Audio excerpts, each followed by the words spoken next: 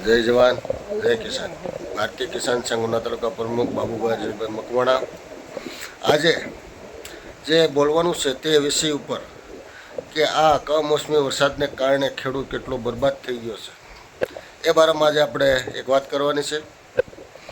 અને ખેડૂતની પરિસ્થિતિ અટાણે કેવી દોયલી થઈ છે, કારણ કે એટલો બધો ખેડૂતને માર પીડ્યો છે કે એની કોઈ સીમા નથી.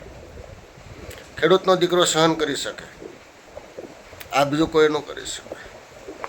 ખેડૂતના દીકરાની મગફળી પલળી ગઈ, કપાસ પલળી ગયા, સોયાબીન પલળી ગયા, છતાં પણ ઓલે વખતે પણ પલળવામાં આવ્યું, છતાં પણ ગીર સોમનાથને બાગાયત રાખવામાં આવ્યું છે. તમે જોવો તો ખરો આ સ્થિતિ કેવી ખેડૂતની હોય છે.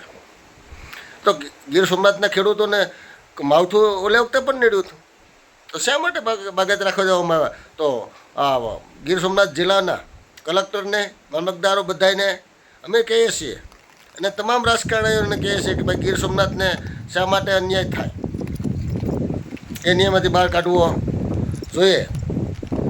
શા માટે હર વખતે ગીર સોમનાથમાં જ માવઠું થતું જ હોય છે, છતાં પણ એને બાગાયત રાખી દેવામાં આવે છે, બાદબાકી કરવામાં આવે. તો કલેક્ટરને મારી વિનંતી છે કે આ ઉના તાલુકાને અને ગીર સોમનાથ જિલ્લાના જે 4 તાલુકાને બાગાયત ન રાખે એવી મારી વિનંતી છે. તમે જોવો છો કેવી આ પરિસ્થિતિ કેવી છે.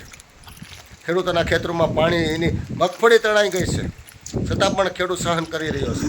ડુંગળીના કે કેવાકને ભાવ ચડે ના તો બજેટ ખોળવાઈ જાય છે. એટલે આ બજેટ નથી ખોળવાઈ જતું, આ ખેડૂતોની જિંદગી આખી ખોળવાઈ ગઈ છે. એનું કોઈ વિચાર કરવાવાળું છે? આ સરકારના જમાયું જે સરકારનો પગાર કાંઈ 80,000 રૂપિયા, 50,000 જે પગારો આવે છે એના બજેટ ખોરવાઈ જાય છે. આ ખેડૂતની આખી જિંદગી ખોરવાઈ ગઈ, એનું કાંઈ નહીં, એનું વિચારતા નથી.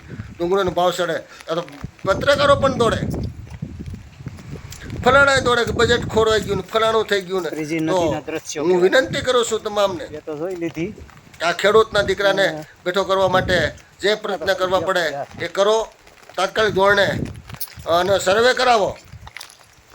સર્વે કરવાનો મુદ્દો જ નથી આવતો.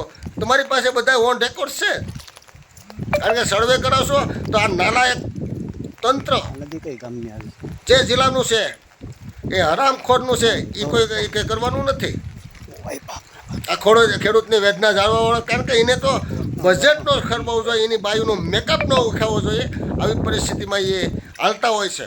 ન્યાયને કાંઈ નડતું, મોંઘવારી નથી નડતી, કરતા નથી. તો હું તમામ રાજકારણીઓને વિનંતી કરું છું કે તમે જે પત્ર લખ્યા છે એ તમને ખૂબ ખૂબ આભાર માનીએ છીએ, કારણ કે ધારાસભ્ય, સંસદ સભ્ય, પૂર્વ ધારાસભ્ય અને જે ગીર સોમનાથ જિલ્લાના તમામ રાજકારણીઓ, આગેવાનોએ જે પત્ર લખીને ખેડૂતોની સહાય માટે જે લખાયો એ હું તમારો આભારી છું. ખૂબ ખૂબ તમારો આભાર માનું છું, કારણ કે ખેડૂતોનું તો આ તંત્ર તો સાંભળવાનું છે જ નહીં. એટલા માટે આ બધું આવા ફજીતા આપણે કરવા પડે છે. છતાં લખીએ છતાં એને ખબર નથી. આપણે અમારે બોલવું પડે, લખવું પડે, તમારે પણ લખવું પડે, છતાં પણ આ કમોસમી થયું છે. તો અધિકારીઓનો હું એના મોઢામાં મગ ભેર્યા છે. શા માટે નથી આ લોકો લેતા? વારંવાર ઉના તાલુકાને અને ગીર સોમનાથ જિલ્લાને બાગાયત રાખી દેવામાં આવે, બાદબાકી કરીને આ લોકો કાંઈ આંકડા એવા આપે કે 35% થયું ને 30% થયું ને. ખોટા આંકડા આપનારને હું વિનંતી કરું છું કે ભાઈ ખેડૂતોને તો એક વિચાર કરો. અને ખેડૂતના દીકરાને કહું છું કે તમે જાગો. આગેવાનો તો જે કરતા હશે, અમારે જે કરવું પડતું હશે, અમે એક તાલુકા પ્રમુખને નાતે અમારે જે લખીને અમે આપવા હોય તો અમે આપીએ, પણ ખેડૂત પોતે જાગો. તમે પોતે ફોર્મ ભરો. મેં જોયું છે તાલાળાની અંદર જે બાગાયત પાક જે નિષ્ફળ ગયો છે, તેથી ઉનામાં પણ માવઠું નીડ્યું હતું, છતાં પણ ઉનાને બાગાયત રાખી દેવામાં આવ્યું હતું ને તાલાળામાં લાખ રૂપિયા ચૂકવવામાં આવ્યો હતો. એનું કારણ શું હતું કે ગામડે ગામડે ફોર્મ ભરાણા હતા, અને ફોર્મનું પોટલું લઈને મેં આગેવાનોને જાતા જોયા છે કલેક્ટર ઓફિસની અંદર. મારે હાથે હુંમાં હતો, હારે અમે 2 તાલુકા પ્રમુખ હતા, ગઢડાના હતા અને હું પણ હતો. મેં જોયા છે એ પોટલા માથે લઈને જે પોટલા કલેક્ટર ઓફિસમાં મૂક્યા ને ત્યારે એને એ લોકોને સહાય ચૂકવવામાં આવી છે. તો ઉના તાલુકાના ખેડૂતોને, ગીરગઢડા તાલુકાના ખેડૂતોને કહું છું કે ખેડૂત તમે પોતે જ જાગો અને મારો કોન્ટેક કરો. મારા નંબર છે 98 244 33 329. ફરીથી લખો 98 244 33 329. તથા ગામડે ગામડે તમારા જે કોઈ અમારા આગેવાનો જે છે એનો કોન્ટેક કરો અને ફોર્મ ભરો. પછી આપણે પણ પોટલા ભરીને મામલતદાર ઓફિસમાં જઈએ છીએ. કેમ નથી કરતા? પણ આ બધું આપણે કરવું પડશે. આપણે જાતે જ ફોર્મ લ્યો, સમય કાઢો, ખોટી થાવ પણ ખોટ ન ખાવ. ખેડૂતના દીકરાને હું બે હાથ જોડીને વિનંતી કરું છું કે તમે પોતે જાગો અને બીજાને જગાડો. અને આ ફોર્મ ભરે તમારી પાસે રાખો અને સમય અને તારીખ જે નક્કી થાય અમને ફોન કરીને કહ્યું ભાઈ અમે ફોર્મ ભર્યા છે, અમારા ગામમાં એટલા ફોર્મ ભર્યા, એટલે ગામના લોકો આગેવાની લ્યો અને ફોર્મ ભરો. અને ફોર્મ ભરીને પોટલા લઈને આપણે કલેક્ટર ઓફિસમાં જાઉં. અને એ ફોર્મ ને શા માટે એ લોકો ન આપે તો પછી આપણે વિચાર કરશું એમાં શું થાય.